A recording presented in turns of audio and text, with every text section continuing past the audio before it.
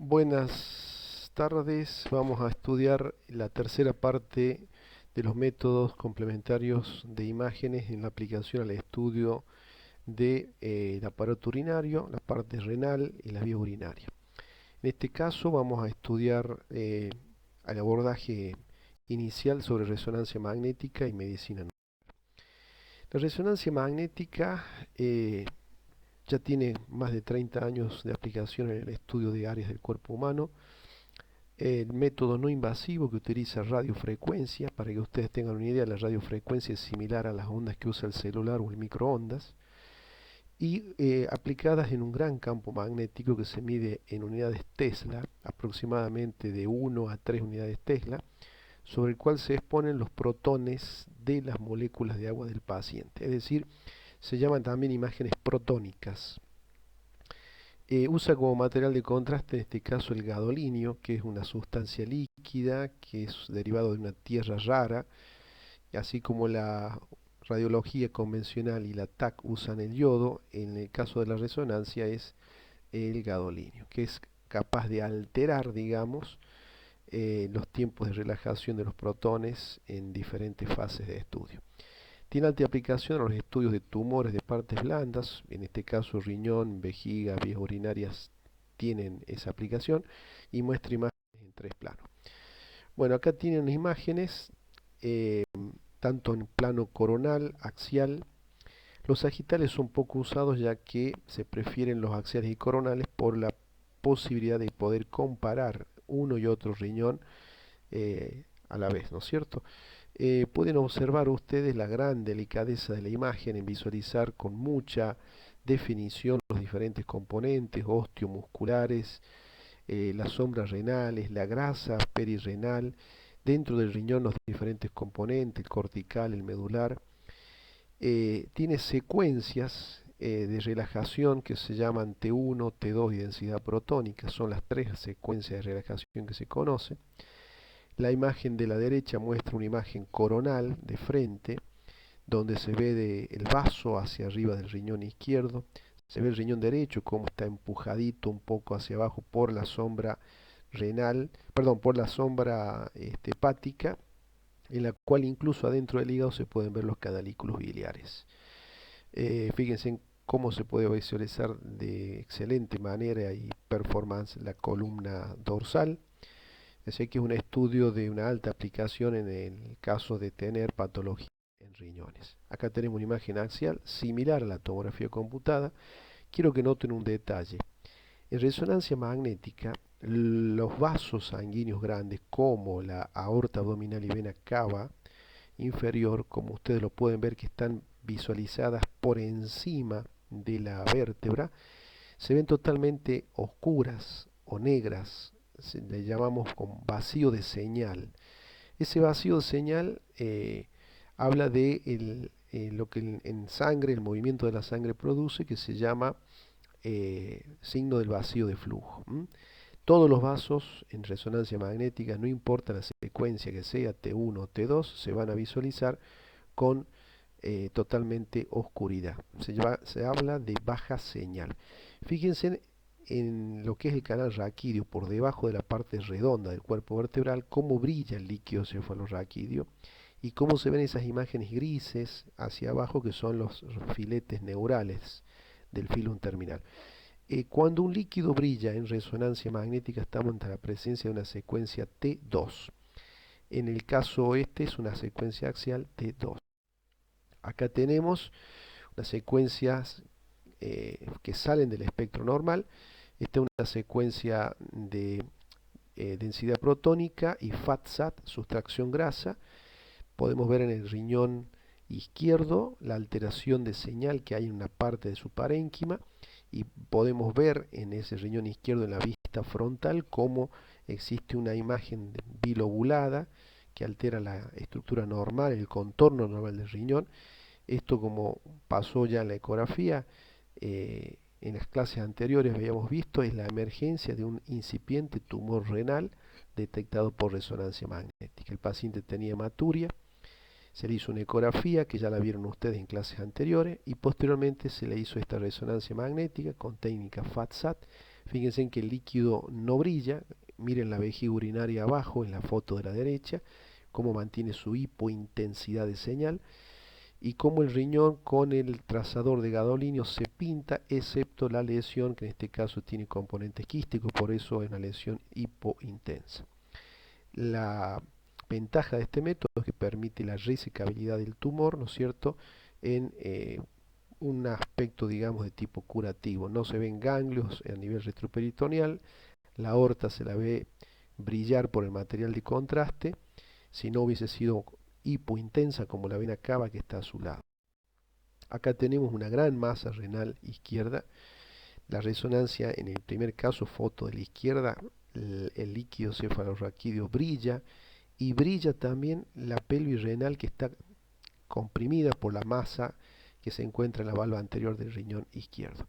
Cuando el líquido brilla dijimos que estábamos en secuencia T2 de resonancia.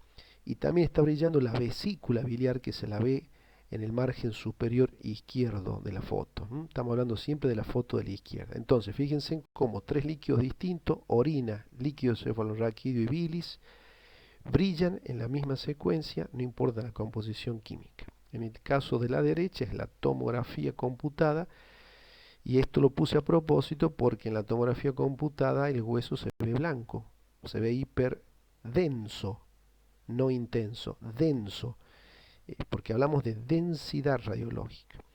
En una resonancia magnética el hueso siempre se ve hipointenso o negro o gris oscuro. Fíjense en eso, que es un dato llamativo. Acá tenemos en la imagen de la izquierda resonancia magnética, secuencias T2 en el caso de la de arriba, donde hay un quiste cortical que brilla, y las de abajo tenemos la secuencia con sustracción grasa con gadolinio. En el caso de la foto de la derecha, una gran masa renal derecha con alteración de intensidad de señal. Pasamos a cámara gamma renal. ¿Para qué servirá la cámara gamma? Cámara gamma es hablar de medicina nuclear. Es un aparato que posee la particularidad de poder medir y graficar los puntos de emisión de un tipo de radiación distinta, que es la radiación gamma. La radiación gamma es un tipo de radiación continua radioactiva. Estamos hablando de radioactividad, y los riñones, como otros órganos de nuestro cuerpo que son tejido óseo, tiroides, hígado, corazón, en fin, pueden ser pintados de alguna forma, por así decirlo, con un radiofármaco, que es una molécula que va directamente, que tiene alto trofismo por el riñón, y a la cual nosotros le vamos a agregar una pinturita especial radioactiva, que será el tecnesio 99, para que de esa forma pueda desde ese punto emitir una señal que sea captada por la cámara gamma. Los materiales de contraste son, en el caso del riñón, el TC99DMCA, TC99DTPA, puede ser usado otro componente llamado MAC3, parecido a la nomenclatura que tenía el auto de Meteoro. Y en el caso del PET, que es tomografía por emisión de positrones, usa la fluorodesoxiglucosa marcada en su carbono 18. Son radiofármacos radioactivos que se inyectan en forma endovenosa y luego de algunos segundos, minutos, horas, dependiendo del tipo de molécula, se leen en cámara gamma o PET. Son imágenes funcionales y no morfológicas. ¿Por qué decimos imágenes funcionales? Porque son como manchas metabólicas que avisan de la concentración de ese radiofármaco en el tejido que yo quiero estudiar, pero no tienen una confiabilidad desde el punto de vista de la resolución. O sea que si yo quiero ver un riñón y estudiar detalles finos de sus formas y sus componentes, preferiría la ecografía o la resonancia. Pero si voy a estudiar cómo funciona un riñón o cuánto funciona un riñón, probablemente elija este método. Acá tienen cómo se ven los dos riñones, derecho e izquierdo.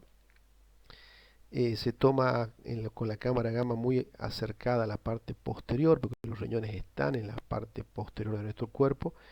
Por eso ven que el riñón es una imagen invertida. El riñón que está más bajo sería el derecho, el izquierdo es el más alto.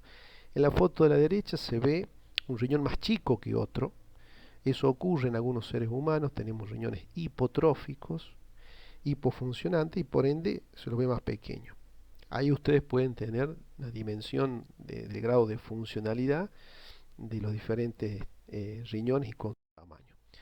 Bueno, acá vemos casos patológicos. En el caso de la foto, la foto A, digamos, la de arriba, A, B y C. En el caso de la proyección A, muestra la hipocaptación del trazador en los polos de los riñones. Probablemente el edema hace que no pueda llegar el trazador porque llega por vía arterial igual que cualquier contraste, ¿no es cierto?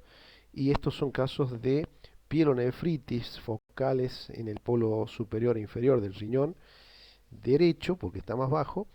Recuerden que la imagen es tomada en forma posterior. En el caso B y C es, digamos, fases posteriores cuando hay recuperación del proceso inflamatorio. En el caso de abajo, las 4 fotos de los cuadraditos, algunas fotos son en el plano anterior y otras son oblicuas, donde ven la escasa perfusión y captación de material de contraste, en este caso TC99-DTPA, en un riñón que está escasamente perfundido. Hay una patología que se llama hiperplasia de endotelio renal o hiperplasia de arteria renal, donde eh, se obstaculiza el flujo arterial de un riñón y causa de hipertensión arterial, ¿no es cierto? Acá ven ustedes que demuestra a las claras que estamos con un déficit circulatorio en el caso del riñón izquierdo. Bueno, esta es una secuencia completa. Fíjense en que es como ver un urograma en chiquito, los dos riñones arriba en las fases de impregnación. Posteriormente se empieza a ver la eliminación de contraste y la acumulación en la vejiga urinaria. Se ve bien negra hacia abajo en las fases finales. El riñón pierde, digamos, captación y lo gana la vejiga porque toda la sustancia radioactiva se localiza finalmente en la vejiga urinaria. Bueno, estas son, digamos, las posibilidades que tenemos de estudiar. Esto se usa mucho en la infancia para evitar hacer un urograma de excreción con yodo, ya que el yodo tiene un impacto a nivel del glomérulo, es nefrotóxico. En el caso del material radiactivo no lo es, o lo es en grado menor, así que es una posibilidad que los pediatras y neonatólogos pueden llegar a manejar. Finalmente, esto que vemos es una imagen de superposición. La imagen vertical de la izquierda es una imagen de PET, esto es tomografía por emisión de positrones, donde vemos concentración del material de contraste en el sistema excretor de los dos riñones. Tenemos la foto de una tomografía computada con reconstrucción axial y coronal, donde vemos una lesión renal en el polo inferior del riñón derecho y una masa renal grande en el riñón izquierdo. Ustedes pueden ver la imagen de superposición, como la captación no es uniforme, como las zonas que señalan las flechas son zonas hipoperfundidas, que señalan la alta, digamos, aleatoriedad de las células y la demarcación irregular de sus contornos en ambos casos.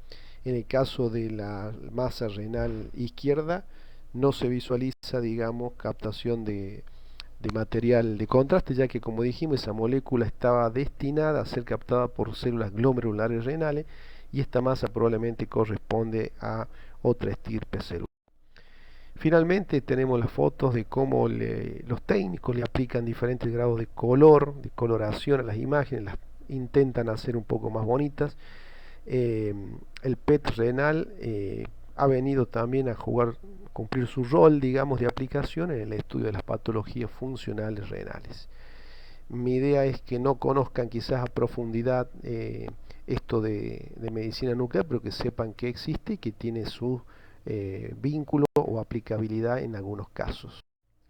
Muchas gracias. Con esto quiero finalizar la parte, digamos, de estudios de aparato urinario con métodos de imagen.